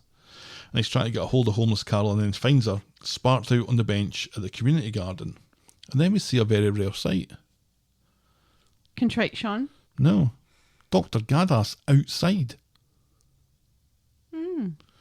She's outside in the community garden with a adrenaline shot or something to get homeless Carol out of her overdose. It's, oh God, what is that called? Demox or something, I think it was, wasn't it? I can't remember. Yeah, what is that shot that they give to people with heroin? I don't know, but Gadas has got that on her and is able to... typically people do, like doctors and EMTs and stuff have it because you have to give it like right away. Right away. Sean is worried that homeless Carol's on the muck again.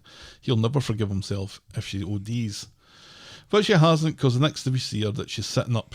And so Sean's cancelled the ambulance, even though Gadas says that, yeah, Carol really should get to the hospital here. She's been clean for years, and now thanks to us not letting it go about where's homeless Carol? Where's homeless Carol got to? What happened to homeless Carol? Where is she? What the fuck's happened to homeless Carol?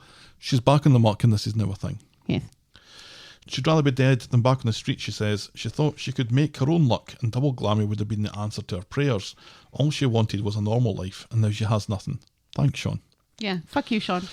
So Sean offloads homeless Carol on with one of her mates. So he goes to Eileen for some salvation. She thinks that he's spent too much time and effort worried about his status and respect rather than focusing on not being a total prick. He's a fake. Homeless Carol saved him, remember, and this is the repayment that she gets. Mm-hmm. Sean swears that he'll put it right, and at that point I'm thinking he's just going to forget about it. But he doesn't. On Friday at the Rovers, Johnny reminds Jenny and Daisy that there's another viewing today and no shenanigans this time. Yeah. Daisy reminds us that she wants to help Jenny with a mortgage and become partners because Double Glammy is going so well. She's said this 2 or 3 times now. Right, yes. Mary meets up with Sean and Roy's Rolls to give him her opinion on the Double Glammy thing. He reveals that he'll be quitting it. That's all very well, says Mary, but what about everyone else you fucked over with this shite? But back at the Rovers, Jenny isn't sure she's happy with Daisy taking on debt to bail her out, but Daisy says it's no big deal, she can well afford it, and so she gets all dressed up to go into the bank manager because that's how this sort of stuff is sorted out these days. I'm refinancing and I haven't physically signed a piece of paper yet. Right.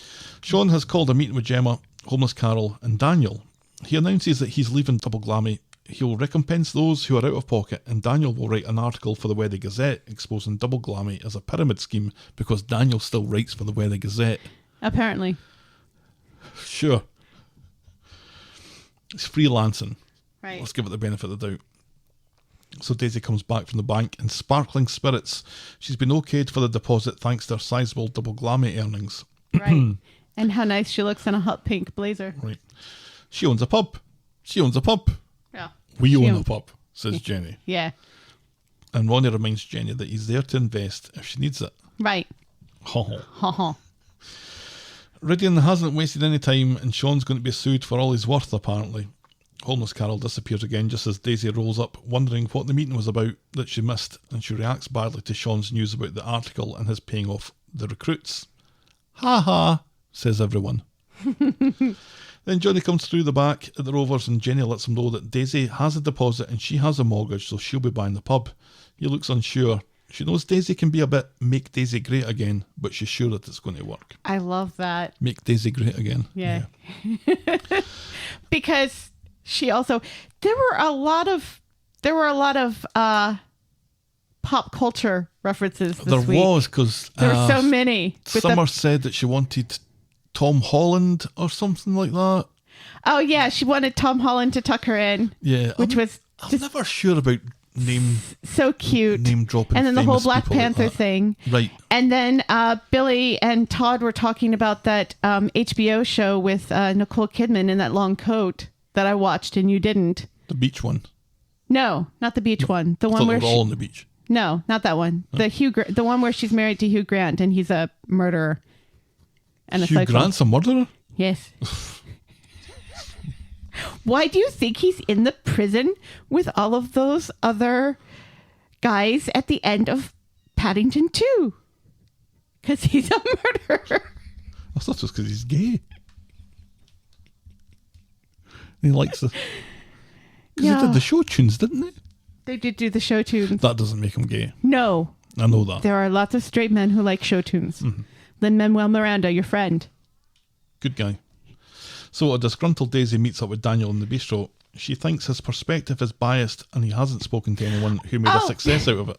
The whole reason why I mentioned the whole like pop culture things is because Daisy mentions The Apprentice and then remembers, and then she also mentions Shark Tank.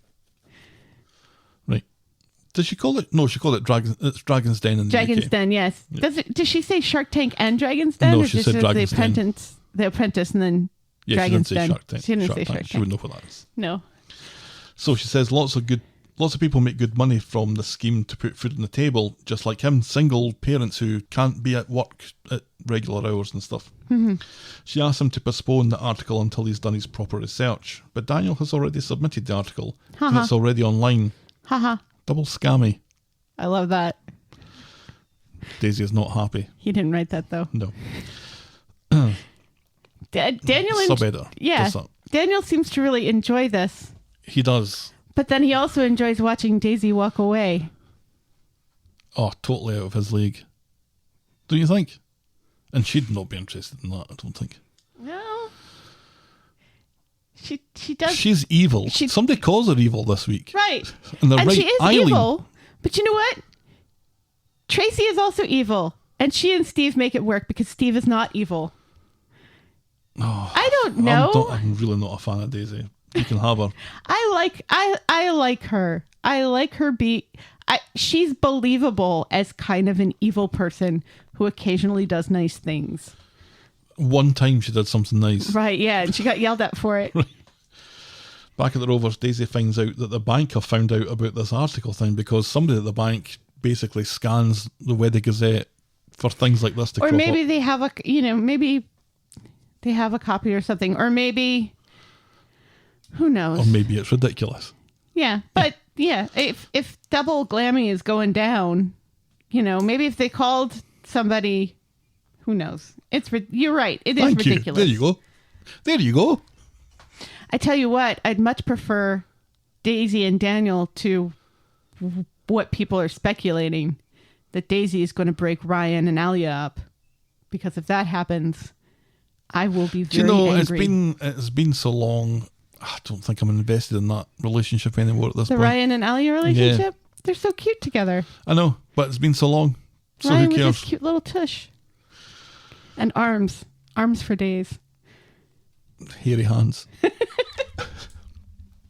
So anyway, the bank have reneged on the loan, and we get a glimpse from Daisy's reaction that she might actually be a pretty dangerous person, as well as just a fucking nasty piece of work. Mm-hmm.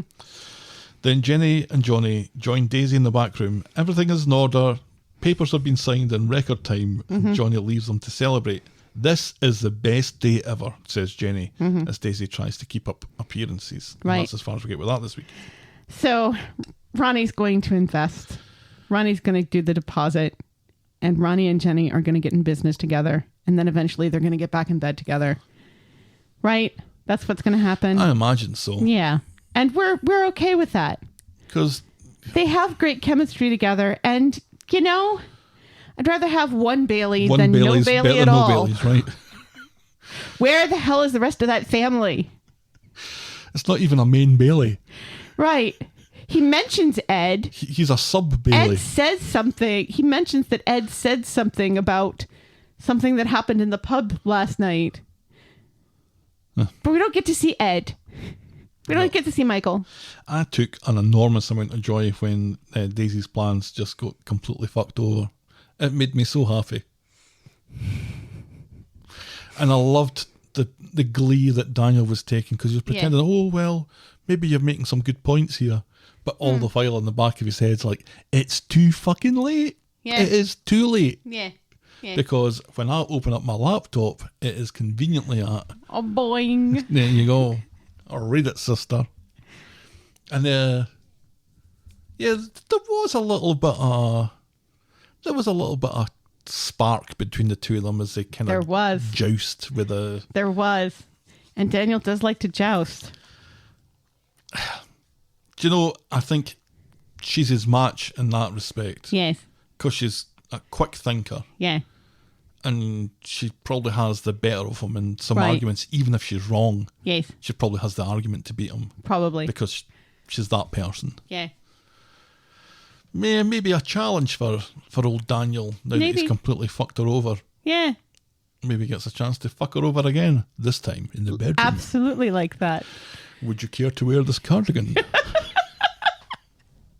She would totally burn that cardigan. Right. With him in it. Burn it. She would dump that perfume on it. Mm-hmm. She'd open the bottle, dump the perfume on it, and light it up. Let's see how essential these oils really are. Yeah, I'll take that. Yep. Yeah.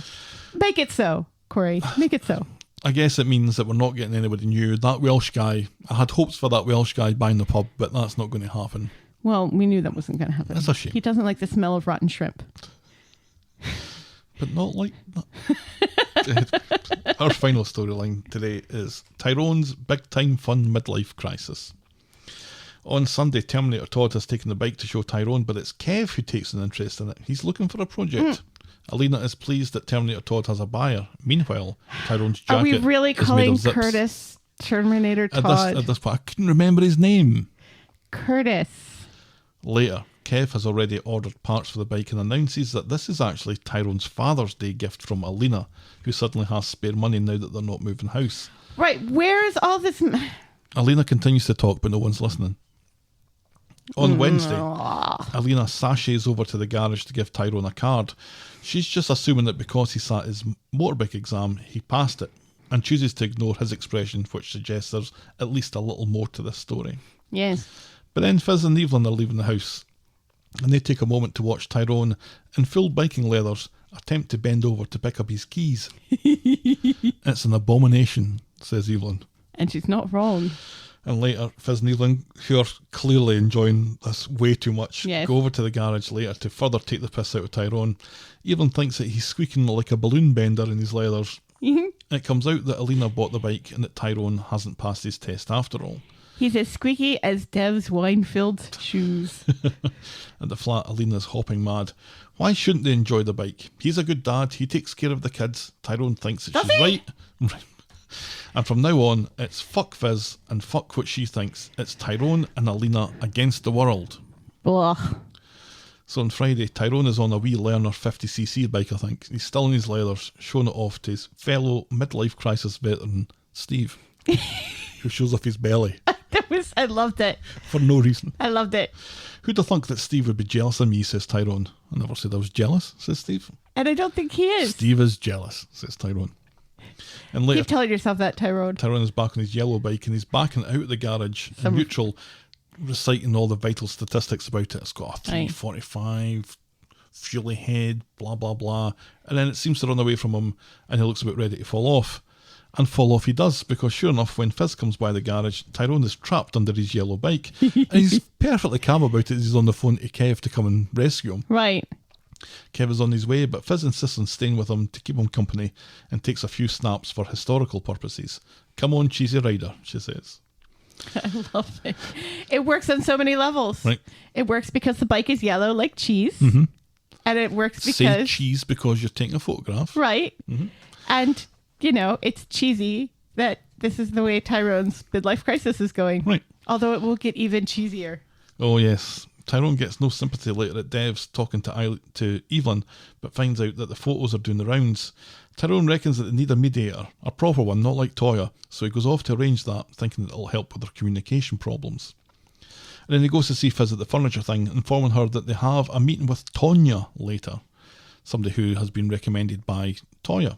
Mm-hmm. Fizz isn't impressed, but Tyrone makes a case that all this a feuding and a fussing isn't doing them or the girls any good. So, separately, Emma gets to the flat with a chippy lunch, but Ty has his mediation thing to go to, and Alina is suddenly feeling sick at the mention of a battered sausage, and so she goes for a lie down, and at this point I think, please do not do this. Please. Please. Please don't do this. Please let this be a red herring. So Tanya's visiting at Fizz and Tyrone at Fizzy's, and Tyrone's there, and Fizz seems to agree on quite they agree on quite a bit when they're calm with each other, that, you know, the kids are the most important thing and all that stuff. But Fizz is getting annoyed because Tyrone is fussing over his lower leg and seems a bit defensive when Fizz asks if he's okay. Right, yeah, because she thinks it has something to do with the motorbike. Yeah. Mm-hmm. Which is what we think too, because he fell. Right, and yeah, and it's only been, has it been 24 hours? No, it's later that day. Right, so not an awful lot of time has passed between the motorbike and this meeting. No, it's like a couple hours maybe. Let's all remember this. But Tyrone is still favouring his leg and going down and scratching it and stuff, and eventually Fizz insists that he shows what's going on. So he pulls up his trouser leg and he reveals that he has an awful tattoo on his leg of the Union Jack and what I thought was the Belgian flag. I'm like, Alina's Belgian? But it's not. It's the Romanian flag with a T and an A that looks like it's been written in ballpoint pen on Tyrone's leg. Yes. Fizz thinks that he's and joining... it's not bandaged up. It's not... No, you don't bandage it up. Like, it's a little bit of cling film. Right. But you get told to take that off almost immediately, which is what we do. Yeah. Fizz thinks that he's joined the Territorial Army. And I think he's just showing his appreciation for tits and ass. Tits and ass, that's what I thought as well. Tits and ass. And it turns out that Alina has a matching tattoo. They designed it together. Designed it? When did... Fucking hell, says Tonya. When the hell did he have time in between the bike crashing on him and this mediation meeting to get a tattoo? That tattoo looks like it's taken 30 minutes. Still. And that's including shaving the hair off his leg. Still. Which didn't look like it happened either. Still, anyway, they went together to get it done. I don't think today. Well, he wasn't favoring his leg or itching or anything earlier than this. Tyrone heads home after... There's no blood. There'd be blood if it was today. Well, you would think. Tyrone heads home after the mediator. It is shiny. That's a bit shiny, but I think that's because it's just... Well, it's obviously not a tattoo, right? Right, yeah. Tyrone heads home after the mediator to find a copper at his door looking for him. And later at the flat, Alina's trying to get hold of Tyrone, but he's gone to see Fizz to tell her that Kirsty, Ruby's mum, has died. That's what the copper was telling him. Yes. And he doesn't know what to do. He doesn't know how he's supposed to feel about this, because Kirsty was an awful person. Savagely beat him up. Clearly upset, Fizz invites him in. It turns out that she was found dead in her flat. She had an aneurysm, and the council want him to take care of her affairs, which Fizz thinks is appallingly crass. Right, given what happened. Right. But she has no other next of kin, which is also...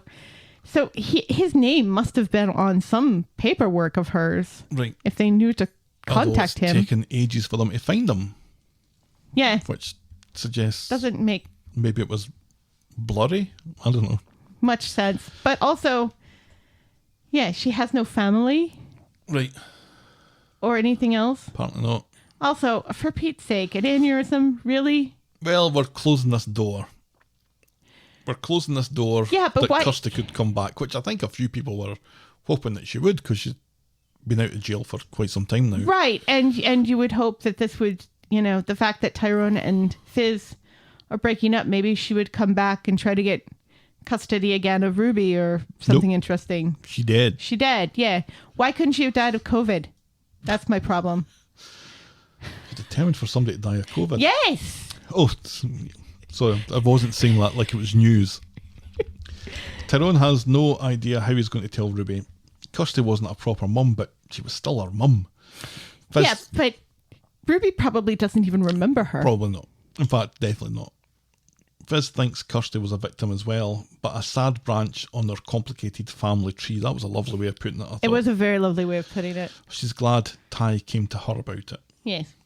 Meanwhile, back at the flat, Alina's showing her tattoo to Emma. Oh, God, and it's a tramp stamp. It's on the small of her back. Yeah. Right. Why is that not on her leg as well? Why is it on... Or why does Tyrone not have a tramp stamp? Guys can be tramps too. Yeah. Men are hoes. Bitches and except hoes, for you, my darling. Yes. You are not a hoe. Alina is... Or are you? Alina suddenly comes across all nauseous. Careful, says Emma. You'll get folk thinking you're pregnant. Ha ha ha ha. And by the look on Alina's face, she says, maybe I am. Please be a red herring. And unbelievably, this is how we end this week's episodes. Please be a red herring. Please. I don't think it is. I think she's not. Please do not be pregnant. Please do not be pregnant. I know they have a lot of the sex. They have a lot of the sex. I get it. But in this day and age, really, they're having unprotected sex? Really, Alina? You're not making him put a jacket on that thing? You make him put a jacket on everything else. Tyrone doesn't. You're not on the pill. Doesn't feel right, babe, if I'm not wearing that. Right. Well, I can understand because he's been just with Fizz for so long that he's probably not accustomed to needing condoms because he's with one person. But I'm fine if we don't talk anymore about Tyrone's Bobby or condom use. He needs to put a condom on it. Seriously, this is just the worst thing that could possibly happen because they are finally, you can tell that they are sort of realizing that they shouldn't be together. This is where I think this is going. She's pregnant, and because Tyrone is getting the comfort that he needs from Fizz, because Alina has no idea who Custody is. Right. Presumably. Right. That the two of them are going to become closer again. And wouldn't be able to properly comfort him, even if she does know who that is. I can understand. But it's, with the whole, we're in danger of you finishing a sentence here. Please just be a red herring. Apparently not. It's not, because the way that they've got her looking, she looks sick. It could be. It's a soap opera. Of course she's pregnant. It could be a huge scare. And this is when they realize that they're not meant to be together because Ty can't imagine bringing another kid in the world and having it with. She's definitely pregnant. Of course she's pregnant. Why wouldn't she be pregnant? Of course she's pregnant. They've been dating for what? 2 months. She was with Seb much longer than this and didn't have a pregnancy scare. I don't think she was. I think this is the longest that she's been in a relationship. I think this is it. Tyrone realises that he's made a mistake. And now he can't get out of it. And now has a pregnant Alina to think about. And the last time somebody was pregnant on the street, they had an abortion. So they're not going to have another abortion. I wouldn't have thought so. But here he is. Or a miscarriage. He's looking to have fun. I think he said it during the mediation. He just wants to live his life. He wants to have fun. Right. And now that's lasted for 2 months. Yeah. And even kind of that, poetic, I guess. It wasn't really fun. Not I mean, all the the time. sex, I guess, was fun, but the horrible painting wasn't fun. The tattoos. What are you even... Let's think about this as well. I mean, you never get anybody's name tattooed on you. Right. Well, I guess that's why they did the initials. Still, but like, even Emma was like... Territorial made Army. The Territorial Army joke. That's hilarious. I just, it's like they sit around the writer's room and say, all right, what other midlife crisis thing can we throw at Tyrone? You know? Well, I think we've accepted that that's what this is. But, right, yeah, but... But so often a midlife crisis doesn't end up in another mouth to feed. Right. I don't think that Tyrone's looking for more responsibility. Right. He's 9 months into his midlife crisis. Yes. Yeah. This was just meant to be fun. Right. Poor Emma. But if it was just meant to be fun, then that's definitely, you make sure that you've got a condom on. And she's on the pill. And right. And you're not actually having sex at all because it's like so dangerous. 2021. It's 2021. Buy a fucking condom. Mm-hmm. What the hell? It's 2021. Can't we get some updated storylines here besides, oopsie, I'm pregnant because for some reason we're pretending it's the 1950s and you need a prescription to buy a condom. Oh. And the pill hasn't been invented yet. You'd be using that more than once then. And they're made of sheepskin. a cold water wash for that, I think. Do you remember when they used to be made of sheepskin? No, of course I don't remember that. You had latex or sheepskin. No, there's no either or. I remember them mentioning the sheepskin condoms in health class. The crisp packet, if it wasn't a... In 5th grade. And I just remember thinking, all the way throughout high school that I've never seen anything but latex. But there has to be, because there's lots of people with latex allergies. You'd think that there'd be something. You probably have to special order those. But again, it's 2021. You can buy anything on the internet. I think we're moving away from the spirit of the storyline to focus questionably on sheepskin prophylactics. I enjoyed it this week, though. It was, I think, there was enough sunshine to get us through the kind of the duller parts of it, and by the duller parts of it, you mean Tyrone's tattoo? Well, I kind of enjoyed laughing at that. I enjoyed most of that storyline. I didn't get an awful lot of joy out of the Harvey storyline, but I'm kind of glad that that's hopefully done. But it feels now. like it's over, so that you get joy from that. And you get joy from Rita. Rita putting the 1-2 over Sharon. That was nice. Yeah. Yeah. All of this ticking boxes of what it means when a man has a midlife crisis is kind of getting old. But I did really enjoy the Tyrone and Fizz coming together. First of all, sitting in mediation and kind of realizing that they both want the same things. They were still icy with each other, but at the beginning, but there was lots of agreement, and they were mostly calm. Yeah. And that was quite nice. And they begin to realize, oh, wait a second, we do want the same things when you get down to it. Tonya doing a much better job than Tonya, it has to be said. And we got to see those delightful pictures that the girls have drawn of their families sticking on the fridge. Always worth it. Yes. Yeah.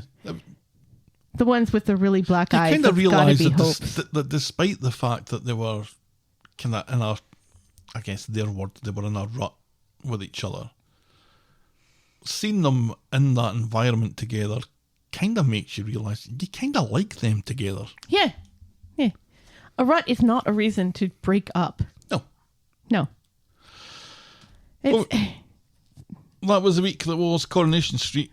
All right. What was your moment of the week? I've got one that is so controversial. Is it Roy getting the Scrabble piece? No, because last week was Harvey and Nina, and I think 2 weeks before that was Harvey and Nina. So, Daniel getting one over on Daisy. Yep, that is my moment of the week. You want to give it to Daniel? I want to give moment of the week. You want to give it to Daniel K. Osborne. Case for Keith, not Ken. It's controversial. It's controversial. He's not been in it for a while, so he hasn't annoyed me in ages. But that moment, the two of them, the little verbal sparring, and then the big reveal, the double shammy. The double scammy. I liked that. I liked that a lot. So it's not Leanne's testimony then?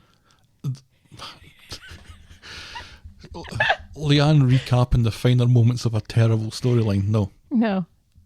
It's not Sam repeating the license plate like he's auditioning for Rain Man 2. Nope. Qantas never crashed, said Sam. They still haven't crashed. Touchwood. I thought they had at this point. No, I don't think so. Do you know that they cut that scene out when they show it on an airplane? They do. I'm surprised that the helicopter crash from Cliffhanger isn't cut out on an airplane. Well, that's a helicopter, isn't it?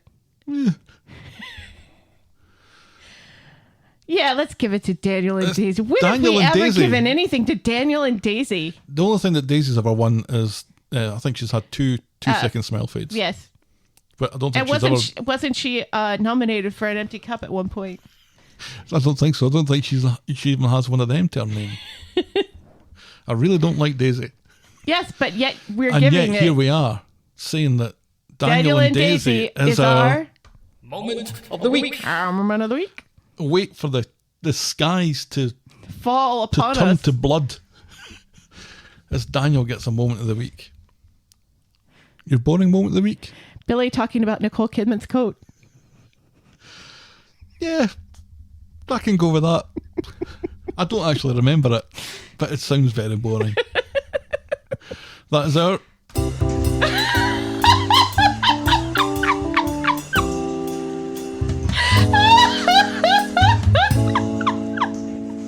This is what happens when you're 2 a year for vacation, folks. I've got my vacation head on, I'm sorry. That is our... Boring moment of the week. A boring moment of the week. And another thing we forgot. We didn't have a hard debate this week. We don't have time, that's fine. We'll pick that up again some other point. Black Panther. Is he really the most sublime of superheroes? Your thoughts, Gav? Sure. No idea. Who's your favorite X-Men, Gav? The tall one.